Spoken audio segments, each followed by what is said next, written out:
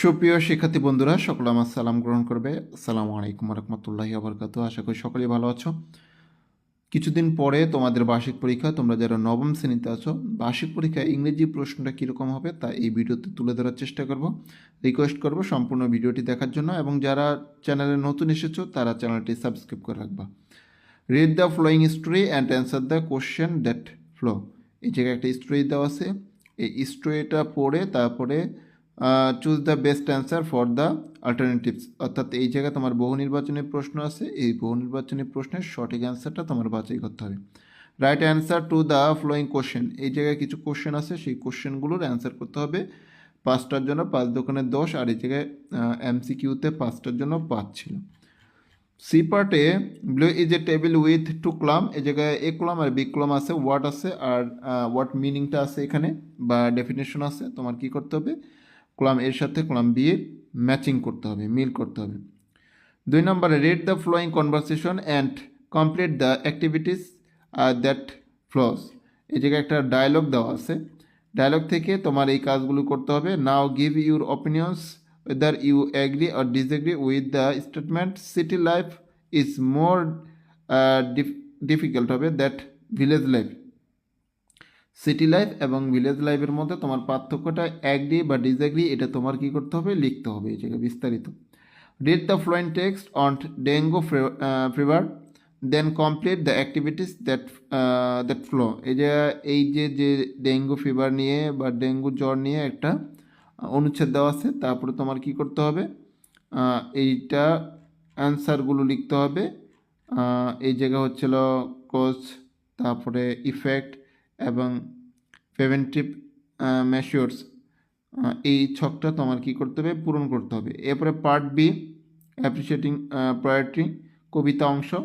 Read the flowing poem and do the activities that flow, এই জায়গায় একটা কবিতা দেওয়া আছে, এই কবিতাটা পড়ার পরে তারপর তোমার অ্যান্সার দ্য ফ্লোয়িং কোশ্চেন, এই প্রশ্নগুলো অ্যান্সার করতে হবে।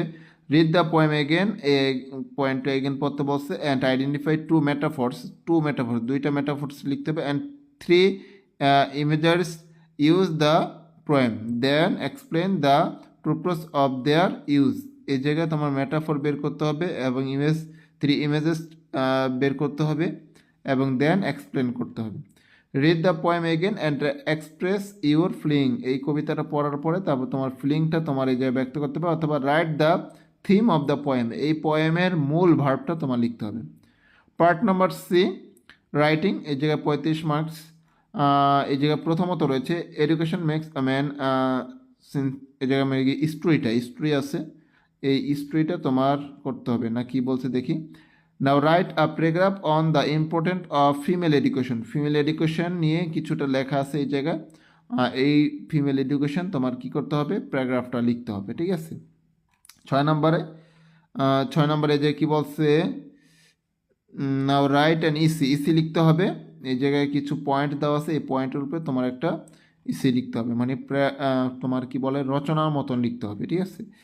এরপরে 7 নম্বর বলছে then fill up the following grid, one is done for you, এই জায়গায় বলছে read the text and identify the elements and relevant examples of an explanatory text, এই টেক্সটটা পড়তে হবে। হোয়াট ইজ দ্য জার্মিনেশন, এই টেক্সটটা পড়তে হবে, টেক্সটটা পড়ে তোমার এই জায়গায় এলিমেন্ট এবং এটার এক্সাম্পলটা তোমার এই জায়গায় দিতে হবে। এই হচ্ছে তোমাদের ইংরেজি মডেল প্রশ্নটা, যেরকম আর কি তোমাদের স্কুল থেকে প্রশ্ন করবে। তোমাদের স্কুল টিচার, ইংরেজি যে টিচার আছে সে আরও ভালোভাবে বুঝাতে পারবে, যদিও আমি ইংলিশ টিচার না, আমি মূলত গণিত পড়াই। তারপর আমি চেষ্টা করলাম তোমাদের এই প্রশ্নটা তোমাদের সামনে তুলে ধরার জন্য। পরবর্তী বিষয়গুলোর নমুনা প্রশ্ন পেতে অবশ্যই আমাদের এই ইউটিউব চ্যানেলটি সাবস্ক্রাইব করে রাখো এবং ফেসবুক পেজটি ফলো করে রাখতে পারো। দেখা হবে পরবর্তী ভিডিওতে, সে পর্যন্ত আল্লাহ হাফেজ, আসসালামু আলাইকুম।